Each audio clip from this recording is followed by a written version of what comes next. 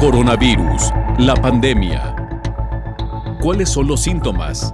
¿Cómo se transmite? ¿Qué puedo hacer para protegerme y prevenir la propagación de la enfermedad? Nuevo padecimiento que ha encendido las alarmas de los sistemas de salud. Coronavirus, la pandemia. Un placer saludarle en su programa Coronavirus, la pandemia, una producción de la Universidad de Guadalajara. Y como siempre, agradecidos con todas las televisoras públicas de la República Mexicana, América Latina y el Caribe que nos sintonizan. Saludos a todos ustedes. Recuerde, contactar es fácil y es a través de las redes sociales, Facebook y Twitter, Canal 44 TV. Nuestro WhatsApp 33 22 42 06 90 también se encuentra a su disposición y a la espera de todos sus comentarios, sus preguntas, sus inquietudes. Hoy, en Coronavirus, la pandemia, el tema central, costos en la atención de pacientes con COVID y otras enfermedades. Los costos que en buena medida se han elevado de manera sustancial desde iniciada la pandemia. Nunca los servicios de salud han sido baratos y hoy la situación todavía más complicada. Los costos sanitarios para la atención de pacientes críticos con COVID se elevan a casi 5 millones de pesos, de acuerdo con lo que han señalado aseguradoras mexicanas.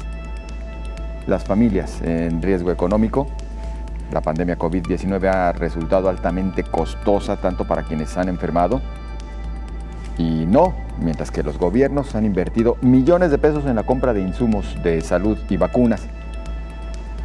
La Agencia Reguladora de Medicamentos y Productos Sanitarios en Reino Unido aprobó el antiviral Molnupiravir para reducir el riesgo de hospitalización y muerte en personas con COVID-19 con mayor riesgo de desarrollar una enfermedad grave. Y además, la Organización Mundial de la Salud autoriza el uso de emergencia de la vacuna Covaxin, desarrollada en la India, y se trata así ya del octavo biológico contra COVID-19 que fue aprobado este año. Nos permite, entramos en materia. Países y familiares se han tenido que endeudar con el fin de hacer frente a la pandemia de COVID-19. Los gastos directos e indirectos de un paciente se multiplicaron en estos casi 2 años. El mundo vive una crisis sanitaria millonaria. Uno de los sectores altamente costosos ha sido la salud y con la pandemia COVID-19 se ha multiplicado. La segunda década del siglo XXI inició con una emergencia sanitaria internacional con grandes repercusiones en cada sector y gastos exorbitantes en la vida diaria de las personas. El planeta se paralizó, millones de personas se quedaron sin empleo, los productos de uso diario han aumentado y el costo a la salud se elevó, por mencionar algunos factores que se han vivido durante estos casi 2 años del trayecto acelerado del virus SARS-CoV-2. La perspectiva es sombría ante una pandemia sin fin, ha advertido la Organización Mundial de la Salud. Las oleadas de la COVID-19 sumergen las economías, los países sufren caídas en sus ingresos, se han tenido que endeudar para enfrentar esta pandemia, salvar vidas y proteger a las sociedades y economías, pero aún no tienen un salvavidas sostenido. La pandemia ha mostrado la falta de planeación histórica en uno de los sectores de mayor riesgo. Para las familias, la COVID-19 ha resultado altamente costosa tanto para quienes han enfermado y no. Los costos hospitalarios se elevaron tanto en el sector público como en el privado. Las familias han tenido que endeudar, vender su patrimonio, casas o automóviles y duplicar las horas de trabajo para poder atender a su paciente con COVID-19 durante 14 días, tanto en casa como en un hospital, ya que deben estar bajo observación y estar a distancia. Aunque no hay una certeza del costo del tratamiento, hay familias que han pagado más de 20,000 pesos. La consulta pública o privada, traslado, diagnóstico, medicamentos, oxígeno, alimentos, cubrebocas, gel antibacterial y otros insumos que se requieren, además de los indirectos, son parte de los gastos que se tienen a diario. y quienes tienen que hospitalizar a su familiar y entrar a unidades de cuidados intensivos, los costos se multiplican en comparación con enfermedades crónicas degenerativas, además de los gastos de funeral. La COVID-19 es uno de los siniestros sanitarios más costosos en el mundo, informó Isaura López Villalobos. Vamos a Ginebra, la sede de la Organización Mundial de la Salud, a este reporte que nos ofrece Isabel Saco. Buenos días a todo el auditorio de Canal 44. Los casos globales de COVID-19 desde el inicio de la pandemia se sitúan hoy en prácticamente 248 millones, mientras que los fallecimientos son 5.020.000, según las cifras actualizadas de la Organización Mundial de la Salud. Cuando faltan tan solo algunas semanas para que se cumplan 2 años desde que se reportó el primer caso de coronavirus en China, las cifras de casos y fallecimientos siguen siendo preocupantes, con 479.000 casos reportados en las últimas 24 horas y 7.702 víctimas mortales del virus. Frente a la nueva ola de casos en Europa, la OMS ha recordado que estar vacunado no significa estar perfectamente protegido al 100%, aunque también hay que destacar que los nuevos casos se dan sobre todo entre personas no vacunadas. Europa concentró la semana pasada la mitad de los nuevos contagios en todo el mundo, aunque en esta ocasión la propagación del virus no está acompañada, al menos de momento, de hospitalizaciones masivas. No obstante, los expertos de la Organización Mundial de la Salud han dicho que la situación es preocupante, ya que los sistemas sanitarios de muchos países están exhaustos tras 22 meses de soportar la pandemia. En Alemania se han registrado por segundo día consecutivo un nuevo máximo diario de contagios, con 37.120 nuevas infecciones, más de 3.000 casos que el día anterior, mientras que la cifra de muertos asciende a 154 en un día. Según las autoridades alemanas, 1/3 de los hospitalizados con coronavirus habían recibido la pauta completa de vacunación. La prestigiosa revista Science acaba de publicar un estudio que indica que la eficacia contra la COVID-19 de las vacunas de Pfizer, Moderna y Janssen disminuye con el tiempo, algo que de todos modos los científicos habían previsto desde el principio.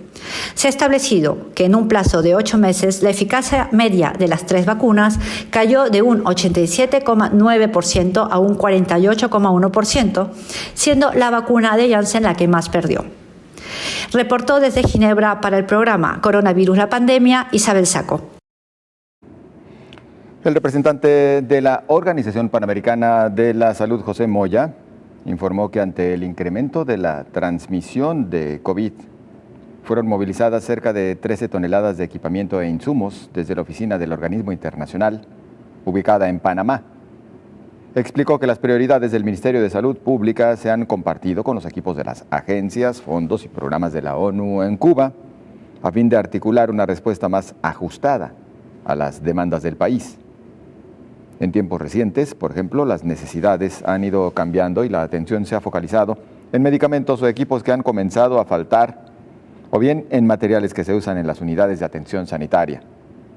A la compra de medicamentos se han sumado otras entidades como el Fondo de las Naciones Unidas para la Infancia, la Agencia de la ONU para los Refugiados, el Fondo de Población, el Programa Mundial de Alimentos y la Organización de las Naciones Unidas para la Ciencia y la Cultura.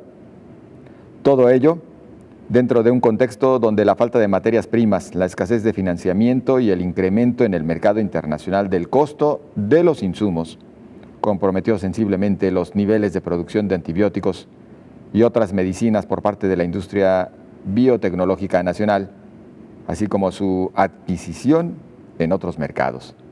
Algunos de esos productos ya están en territorio nacional, de otros se espera su arribo próximamente. La Organización Mundial de la Salud aprueba la 8ª vacuna contra COVID-19. La Organización Mundial de la Salud autorizó el uso de emergencia a una vacuna contra la COVID-19 desarrollada en la India, lo que avala a un fármaco que los reguladores del país autorizaron mucho antes de completar las pruebas avanzadas de inocuidad y eficiencia. Se trata del biológico Covaxin, desarrollada por el laboratorio indio Bharat BioNTech. Esta aprobación convierte a Covaxin en la octava vacuna contra la COVID-19 en ser aprobada por la OMS. María Ángela Simao, asistente del director general de la OMS para acceso a medicamentos y productos de salud, dijo que este anuncio expande la disponibilidad de las vacunas, las herramientas médicas más efectivas para acabar con la pandemia. La vacuna se fabrica con un coronavirus muerto para provocar una respuesta inmune y se administra en 2 dosis. La OMS explicó que se encontró una efectividad de aproximadamente el 78% en la prevención de la COVID-19 severo y era extremadamente útil para los países pobres por sus condiciones más simples de almacenamiento. Un grupo de expertos convocado por la OMS indicó que no había suficientes datos sobre la inocuidad y eficiencia de la vacuna en embarazadas. Se planean estudios para abordar esas cuestiones. Para mediados de octubre, más de 110 millones de dosis habían sido administradas, lo que convirtió a Covaxin en la segunda vacuna contra la COVID-19 más usada en la India, después de la de AstraZeneca, informó Rocío López Fonseca. La Comisión Nacional de Sanidad de China detecta 104 nuevos positivos del coronavirus SARS-CoV-2, de los que 87 corresponden a contagios locales. Estos 87 casos locales se hallaron en 11 localidades, entre estas Hebei, Ningxia, Henan y Mongolia, lo que mantiene al sistema de salud en monitoreo constante para prevenir de nueva cuenta brotes. Hace 2 años, China ya comenzaba a tener la enfermedad que ocasiona el virus SARS-CoV-2, identificada en ese momento como neumonía atípica, un problema de salud que se fue agravando en ese país, hasta que en marzo del 2020 fue declarado por la OMS como la pandemia COVID-19. En Perú, cierran los cementerios en el Día de Muertos para evitar contagios por COVID-19. Día de Muertos, pero sin visitar a los difuntos.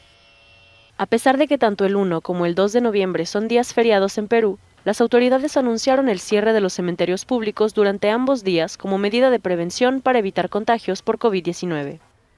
En las afueras de Lima se encuentra el cementerio de Nueva Esperanza, conocido como Virgen de Lourdes, y fue uno de los afectados por estas medidas. Con más de 1 millón de tumbas, este cementerio es uno de los más grandes del mundo, y aunque se extiende por metros y metros de colinas, a los visitantes no se les permitió el paso.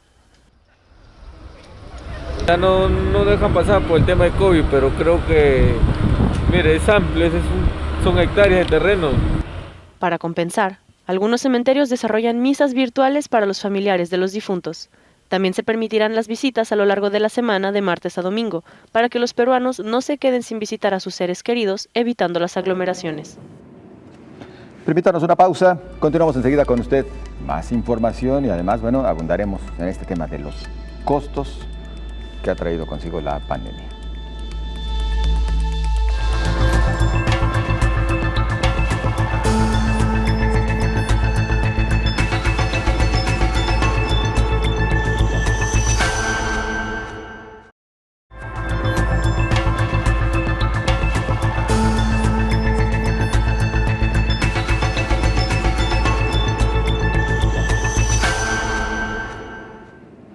Recuerde que platicaremos de los altos costos que ha traído consigo esta pandemia, pero no solamente por la atención a pacientes COVID-19. En general, los servicios sanitarios incrementaron, también el servicio de las aseguradoras y en general la vida encareció sin lugar a dudas en los casi últimos 2 años.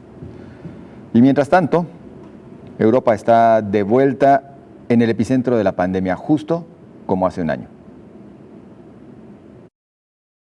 El ritmo actual de transmisión en los 53 países de la región de Europa de la Organización Mundial de la Salud es motivo de gran preocupación. Los casos de COVID-19 se acercan una vez más a niveles récord y la variante Delta más contagiosa continúa dominando la transmisión en Europa y Asia Central. El director de la OMS en Europa, Hans Kluge, señaló que hay 2 razones para ello. Una es la cobertura de vacunación insuficiente y la otra son la relajación de las medidas sociales y de salud pública. La semana pasada, con casi 1.8 millones de nuevos casos y 1.000 muertes, Europa y Asia Central experimentaron un aumento del 6% y del 12% respectivamente, en comparación con la semana anterior. Durante las últimas 4 semanas, Europa ha experimentado un aumento superior al 55% de nuevos casos de COVID. La semana pasada, Europa y Asia Central representaron el 59% de todos los casos a nivel mundial y el 48% de las defunciones. Actualmente, 75% de los casos mortales se dan en personas de 65 años o más. Según una proyección confiable, si nos mantenemos en esta trayectoria, podríamos ver otro 1.000.000 de muertes por COVID-19 en Europa y Asia Central para el 1 de febrero del próximo año. Y 43 países de nuestra región enfrentarán un estrés de alto a extremo en camas de hospital en algún momento durante el mismo periodo. Aunque nuevamente está en el epicentro, la diferencia es que hoy contamos con más herramientas y medios para mitigar y reducir el daño, señaló el director del organismo internacional de la región. Informó Elizabeth Ortiz. COVID-19, aumento de casos en Europa por 5ª semana consecutiva. Vamos a continuar con este tema de lo que está sucediendo justo en Europa.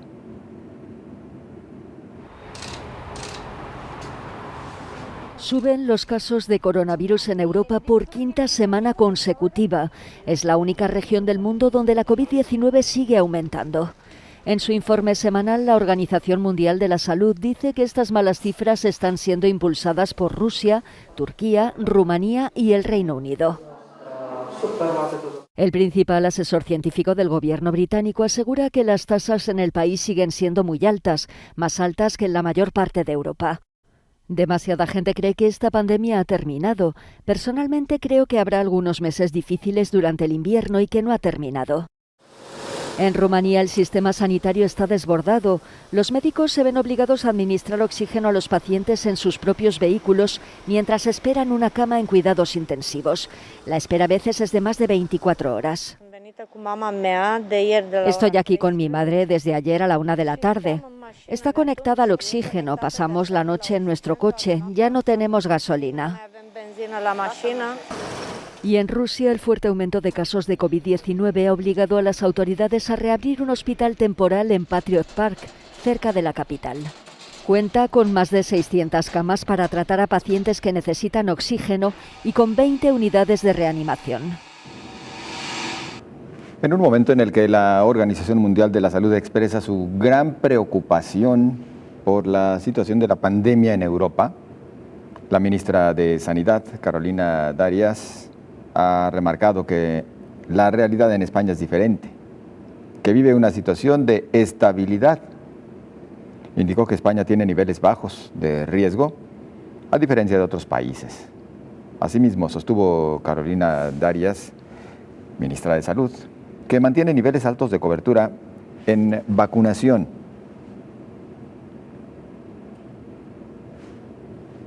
Vamos a Ucrania. El reporte es de Fernando Salcides. Ucrania se ha anotado un nuevo récord de hospitalizaciones diarias de pacientes con coronavirus al alcanzar la cifra de 5.935 ingresos, mientras gran parte del país continúa en la zona roja de alerta sanitaria y cientos de negacionistas protestan en Kiev contra la vacunación anti-COVID.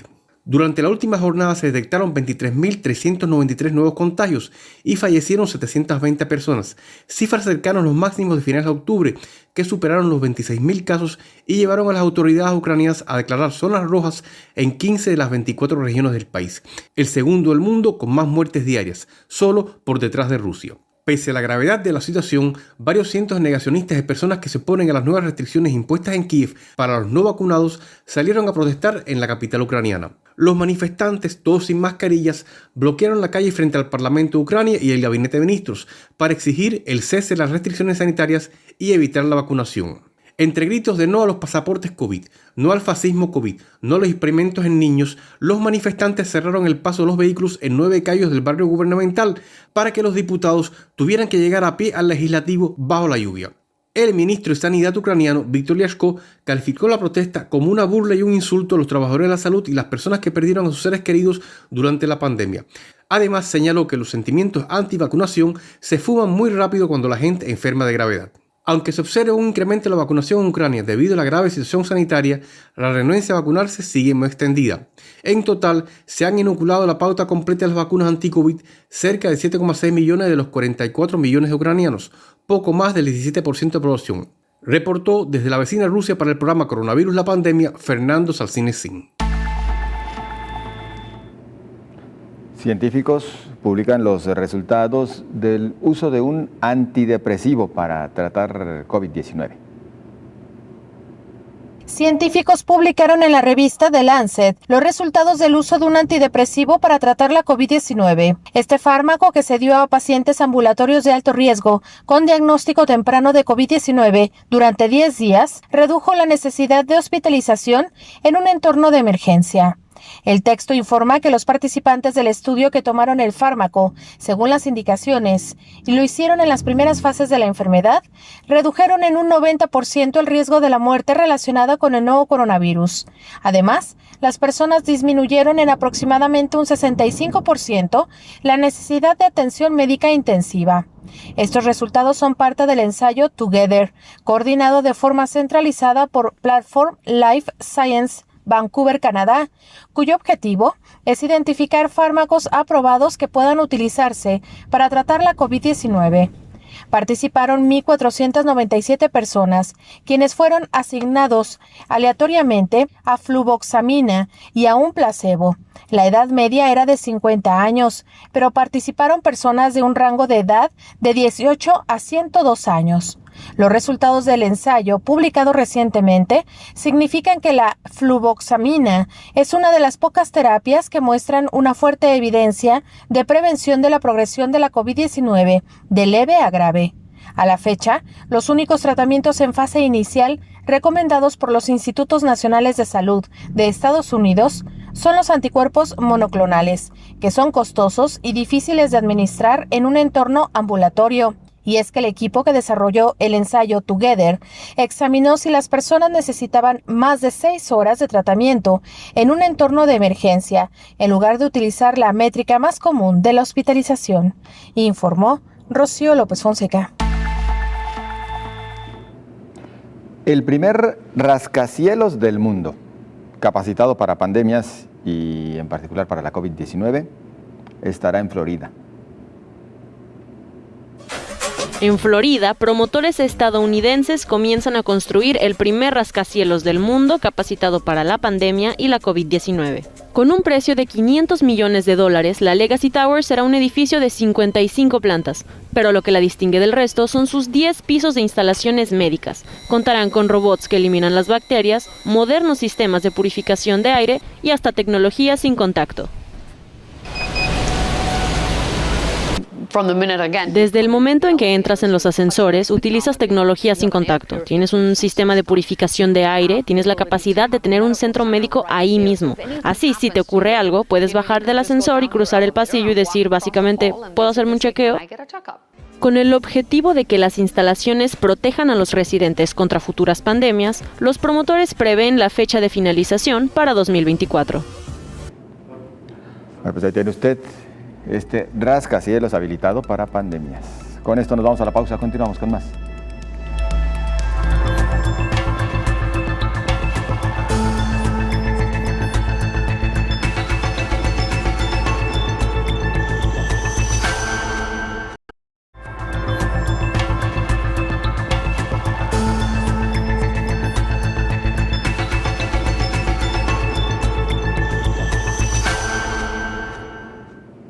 Agradecemos que continúe con nosotros aquí en Coronavirus, la pandemia. Y en más información, las personas pueden vacunarse contra COVID-19 e influenza estacional al mismo tiempo, sin que la eficacia de las vacunas se vea comprometida. Esto lo señala la Organización Mundial de la Salud. El asesor regional de la OMS para Europa en materia de vacunas mencionó que cualquier persona puede recibir las 2 vacunas a la vez. No hay una disminución de la eficacia de ninguna de las 2 vacunas cuando se administran juntas en un momento dado.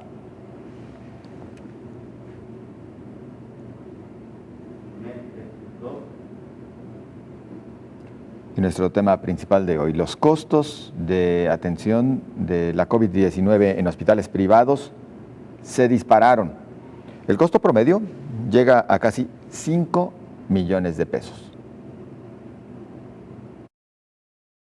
A decir de la Asociación Mexicana de Instituciones de Seguros, al 20 de agosto de este año, el costo promedio en un hospital privado de la COVID-19 era de 385,375 pesos.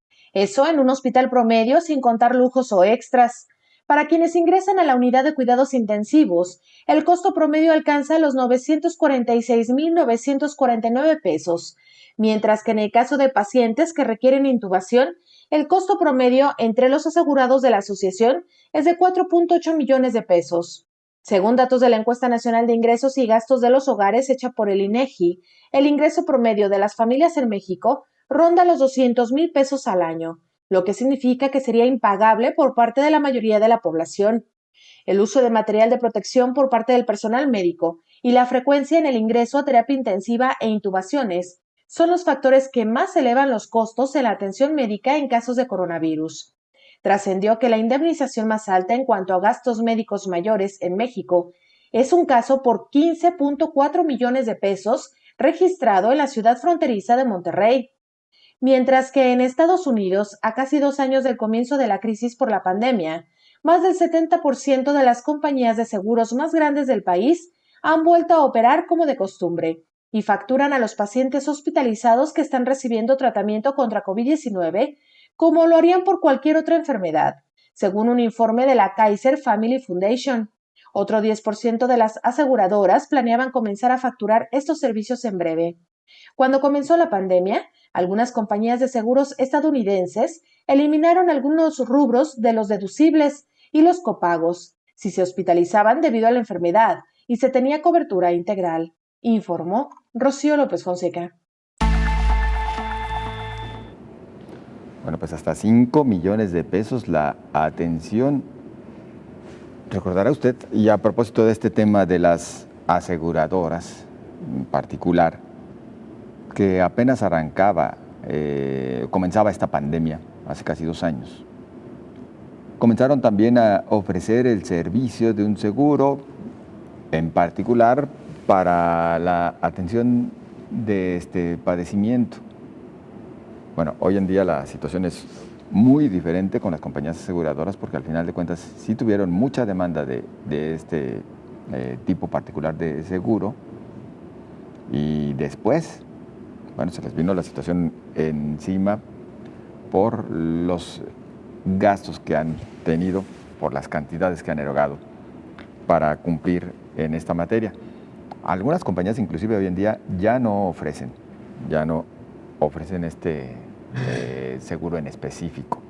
Y por supuesto que en el caso del seguro de gastos médicos generales, también algunas desde el inicio no han considerado como incluida la COVID-19, ahora sí que depende de la compañía. Pero en general, los costos de la vida misma se elevaron durante estos 2 años de pandemia, sin duda alguna. Yo agradezco el que nos acompañe, como todos los días, el doctor Héctor Raúl Pérez Gómez, infectólogo. ¿Qué tal, doctor? Buen día, José Ángel, qué gusto saludarte. Igualmente. Todo un tema.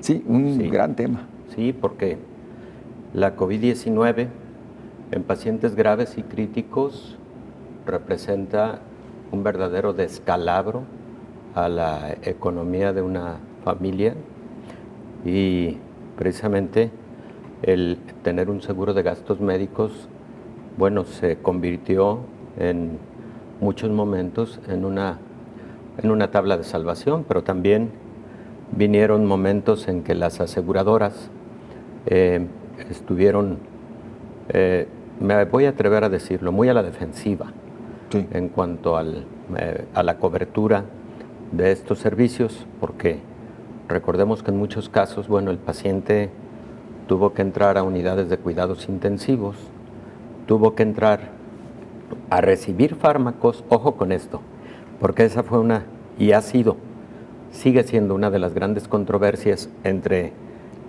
quienes han adquirido un seguro de gastos médicos mayores y la propia aseguradora. la utilización de ciertos fármacos, sobre todo, por ejemplo, medicamentos inhibidores de citocinas que tienen altos costos, como el tocilizumab, argumentando las aseguradoras que no había todavía suficiente evidencia científica en la literatura para su utilización, y así como tocilizumab, algunos anticuerpos monoclonales. Y es que la literatura científica va publicando los hallazgos que se van teniendo de manera emergente.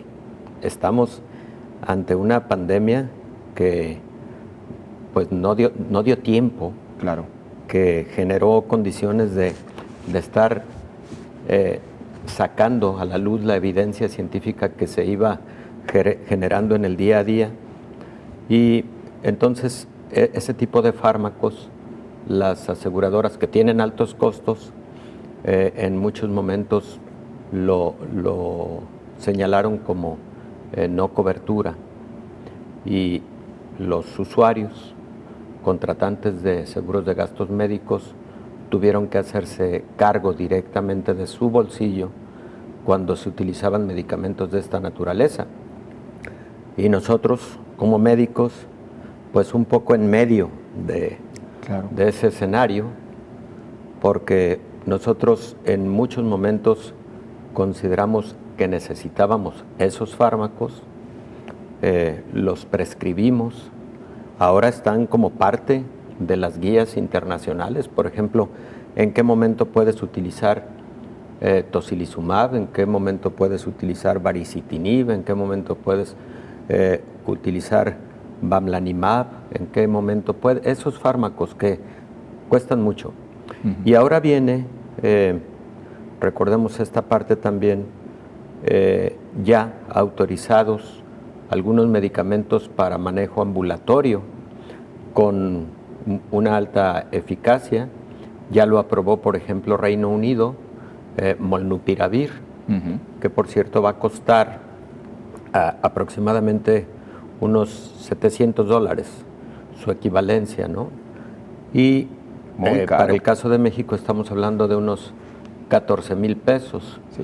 No va a estar al alcance de todas las personas como se quisiera, pero también hay anuncios de que posiblemente Merck le dé apertura a su formulación para no tenerlo en la llamada exclusividad de patente, y de esa manera que los costos pudieran ser menores, pero además que pudiera haber una producción mayor a nivel mundial para beneficiarse, por ejemplo, de este fármaco en particular, que por ahora parece ser el más promisorio de los que serían tomado vía oral y que sería para manejo de pacientes ambulatorios.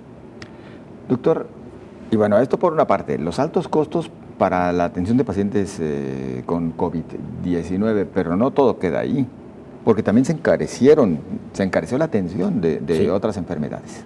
Efectivamente, se encareció tanto en lo relativo al ámbito privado, pero también seguramente los costos de atención para el sector público, para el Estado, a todos los niveles, en todo el mundo, tuvo un incremento en costos, porque seguramente los insumos, la mayor parte, incluso para otras patologías, pudieron haber tenido incrementos.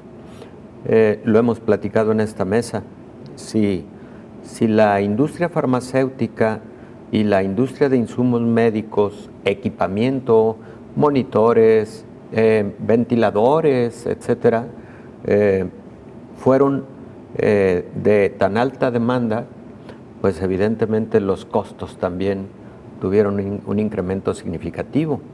Digo, lo vimos hasta en lo cotidiano, en pacientes ambulatorios que requirieron oxígeno en casa y que hubo momentos en los que tuvieron que o rentar o adquirir un concentrador de oxígeno o un tanque de oxígeno, en donde ocurrió una muy lamentable especulación, sí, porque hasta 5 veces el costo real se incrementó, así de ese tamaño fue la especulación, y las personas, bueno, tenían que ver cómo salir adelante con una necesidad tan apremiante como esa, ¿no? Claro. Entonces, a todos los niveles, efectivamente fue un muy lamentable descalabro, los costos de atención directamente del COVID y de otras patologías que como un daño colateral sufrieron este impacto económico por COVID. Lo cual, entrando ya muy temprano a las conclusiones, también invitará a que los gobiernos se replanteen la manera como destinan sus recursos, el recurso público, es decir, se tendría que pensar ahora sí ya más invertir en la salud. Definitivamente, sí, mira, José Ángel, al principio de la pandemia se avisoraba el riesgo de que se vieran rebasados los sistemas de salud y se pensó que los sistemas de salud de los países con economías más debilitadas serían los que estarían en un rotundo colapso. Y la sorpresa fue que incluso las economías poderosas del mundo también tuvieron momentos de serios problemas para la cobertura. Lo vimos con Francia, lo vimos con Reino Unido, lo vimos con España, que llegaron a tener 100% de ocupación hospitalaria para atención de pacientes COVID en los espacios que destinaron para este propósito. Y tuvieron que ir haciendo reconversión hospitalaria dependiendo de la necesidad que iba teniendo la pandemia en determinada región, país o ciudad. Eso ocurrió en México, eso ocurrió en América Latina, eso ocurrió en todo el mundo finalmente. Entonces tú llegas a una primer conclusión importante. ¿Qué tan sólidos están los sistemas de salud para enfrentar una emergencia sanitaria como la que acabamos de enfrentar o estamos enfrentando aún? Yo creo que fueron insuficientes y debe prepararse el mundo para contingencias de este tamaño, porque lamentablemente creo que no es la última que vamos a vivir. No. Al contrario, es probable que cada vez con mayor frecuencia debamos enfrentar situaciones sanitarias de este tamaño. Entonces hay que prepararse con más infraestructura, con más equipamiento y sobre todo con más profesionales de la salud, pues que son la columna vertebral de los sistemas de salud. Sin lugar a dudas. Sí. Seguimos platicando del tema, pero antes tenemos que ir a esta breve pausa, no se vaya.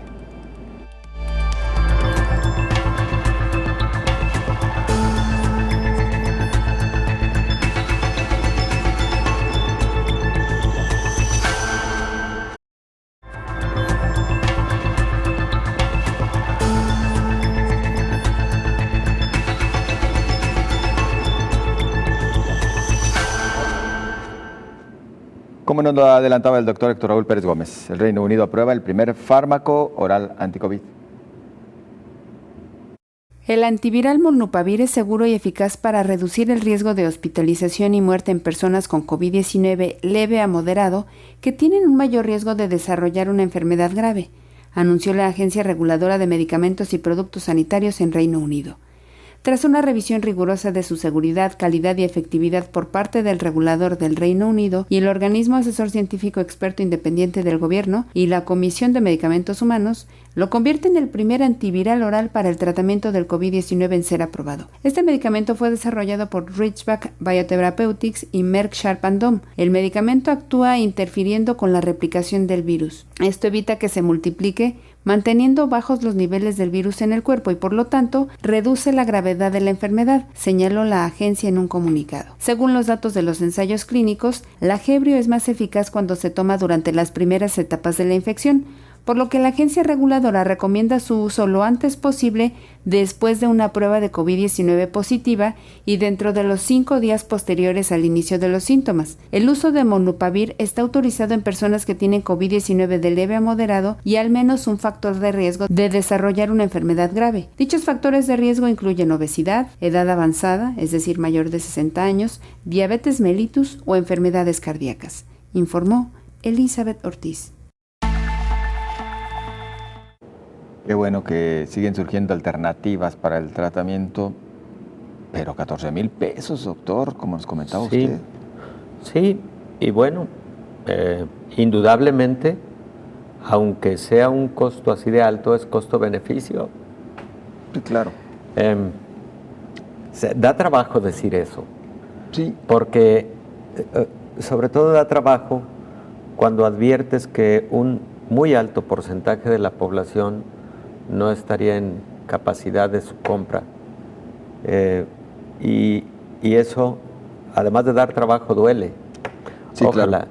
Y hubiera estrategias de Estado que permitan que el acceso a fármacos como este, porque van a venir otros, pueda ser extenso, de mayor acceso tanto económico y disponibilidad del medicamento para de una vez por todas, porque eso es lo que faltaba en este número de ingredientes para el control de la pandemia, un medicamento, como lo fue en su momento para influenza, el medicamento Celtamivir, por ejemplo, y otros más. Entonces van a venir otros más, pero qué importante sería que se asegurara acceso y costos accesibles. Tendría que venir necesariamente en la mayoría de los países, pues ahora sí que el subsidio directo de los gobiernos. La ayuda, el apoyo. Y lo cual preocupa porque en algunas naciones, cites el caso particular de México, pues se han retirado este tipo de apoyos económicos, ¿no? Sí, los gastos catastróficos, como les llaman. Sí, hay algunos rubros en donde el acceso a fármacos ha disminuido significativamente, y lo hemos visto en diferentes escenarios, en donde incluso los previos beneficiarios se han quejado de que ahora ya no hay abasto suficiente de algunos medicamentos. En ese sentido, bueno, es muy probable que, tal como oímos en la nota de Elizabeth Ortiz, se tenga que segmentar el utilizar molnupiravir, por ejemplo, este fármaco, de acuerdo a características específicas de un determinado paciente. Es decir, tampoco va a ser necesario en todos los pacientes. Todos, exacto. Un paciente que tiene poca o nula sintomatología y que se advierte que por sus condiciones generales de salud no va a evolucionar a COVID moderado, grave o crítico, pues es un paciente al que hay que darle solamente seguimiento y listo. Pero un paciente con condiciones de riesgo para evolucionar a gravedad es un paciente al que hay que cubrir, en este caso posiblemente con molnupiravir. Ahora, también algo que debe ocurrir muy pronto, José Ángel, es que a nivel mundial las agencias regulatorias analicen rápidamente la evidencia científica en la literatura, como lo hizo ya Reino Unido, y autoriza el uso de molnupiravir, ya, para que, autorizado por la agencia regulatoria correspondiente de cada país, se pueda tener la capacidad de importar el fármaco, de comprarlo, etcétera, etcétera, y de ahí iniciar el poder tener cobertura, ¿no? El gran gesto sería que en verdad el laboratorio liberara la patente, ¿no? Sí, y recuerdo que hace alrededor de una semana,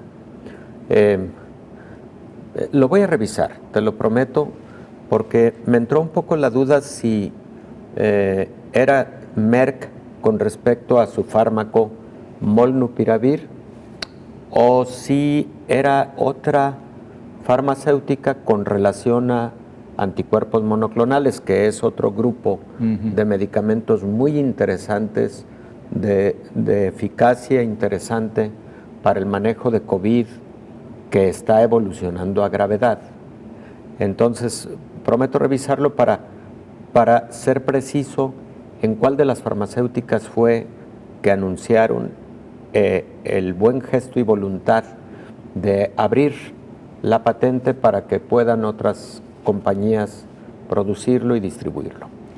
Cuando hablamos, doctor, justo de los altos costos en la atención, también tenemos que hablar de cómo queda la persona, la familia, o inclusive en algunos casos hasta las naciones, después de enfrentar este tipo de circunstancias. Pues sí, el descalabro económico ha sido desde el nivel macro hasta el bolsillo de las familias. Ha impactado a todo mundo. Y ha impactado no solo a quienes han sufrido COVID en el seno familiar, ha impactado a la economía en global. ¿Cuántos pequeños negocios, cuántos negocios de mediano nivel han cerrado por motivo de la pandemia? ¿Cuántos puestos de trabajo se perdieron? ¿Cuántos empleos se perdieron en el mundo? Y la dificultad que muchos países están teniendo para salir de ese bache económico en el que se vieron sumidos por motivo de la pandemia de COVID. Muchos países van a tardar un par de años para volver a recuperarse económicamente. Algunos lo están haciendo de forma un poco más rápida. Pues también depende de la solidez de las economías previa a la pandemia y también de la manera en que enfrentaron la pandemia, porque hay países que lograron mayor control de la pandemia en más corto tiempo y por lo tanto menor impacto económico. Entonces también depende de ese factor. O que invirtieron enormes cantidades de recursos porque los tenían a disposición, como es el caso de China, ¿no? Sí, por ejemplo,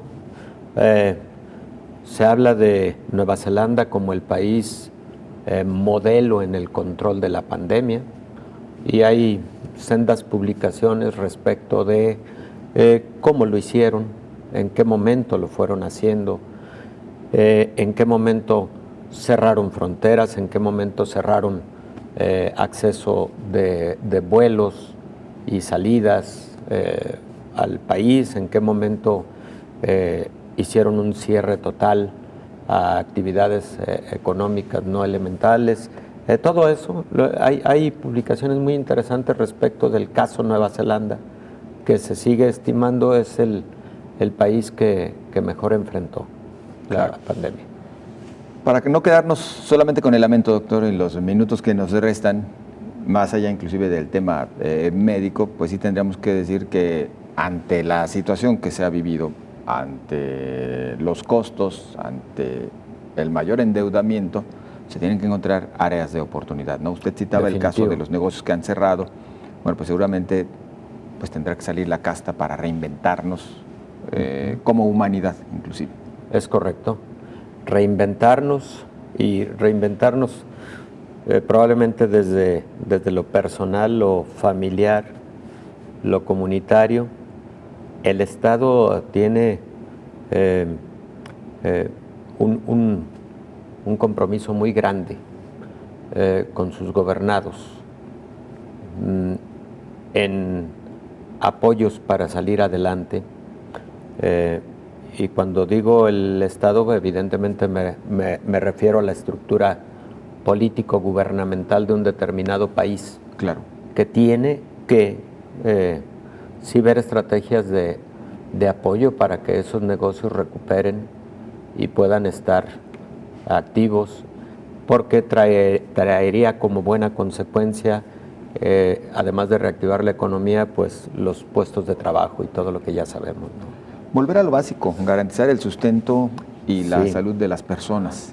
Sí, y sobre todo eso, cómo fortalecer los sistemas de salud en infraestructura, en equipamiento, en insumos para la salud, en personal, médico, paramédico, etcétera, porque ese es otro renglón importante.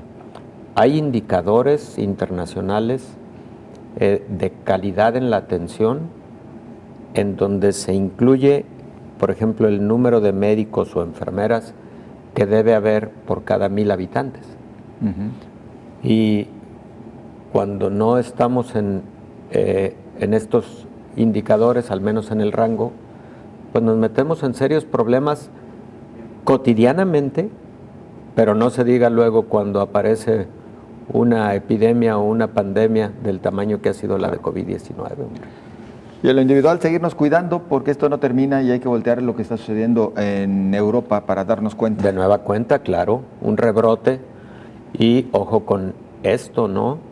A pesar de que la mayor parte de países europeos tienen ya altos niveles de vacunación de su población y están en un rebrote. Ojo con eso. Nos tenemos que despedir, doctor, pero sí creo que la pregunta cabe, porque luego vienen las especulaciones. ¿Eso es un fracaso de la vacunación? No, yo creo que no es un fracaso de la vacunación, porque sí es posible que haya un mayor número de casos en un rebrote, pero que lo más probable es que no se traduzca en una mayor letalidad. Exacto. Entonces no lo considero fracaso, pero de todos modos alerta sí es. Por supuesto. ¿Verdad? Doctor, muchas gracias. José Ángel, con todo gusto. Excelente fin de semana. Igualmente. Nos vemos y nos escuchamos mañana, porque también hay coronavirus, la pandemia en sábado. Pásela bien.